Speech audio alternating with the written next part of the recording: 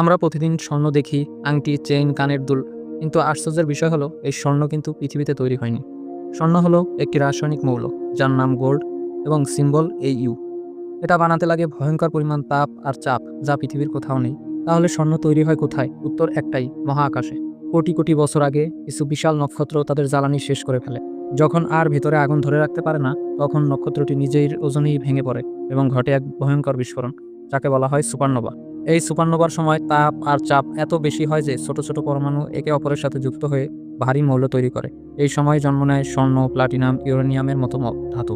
কিন্তু এখানেই শেষ না। বিজ্ঞানীরা দেখেছেন সবচেয়ে বেশি স্বর্ণ তৈরি হয় যখন দুটি নিউট্রন স্টার একে অপরের সাথে সংঘর্ষে লিপ্ত হয়। নিউট্রন স্টার হলো একটি মৃত নক্ষত্রের সবচেয়ে ঘন রূপ। 1 চামচ নিউট্রন স্টারের ওজন পৃথিবীর গড় পাহাড়ের সমান।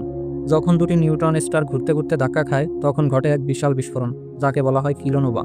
এই সংঘর্ষে কয়েক সেকেন্ডের মধ্যেই এত স্বর্ণ তৈরি হয় যে যা দিয়ে পৃথিবীর হাজার হাজার বছরের চাহিদা পূরণ করা সম্ভব। এরপর এই স্বর্ণ মহাকাশে ছড়িয়ে পড়ে ধূলিকণা আর উল্কার সাথে।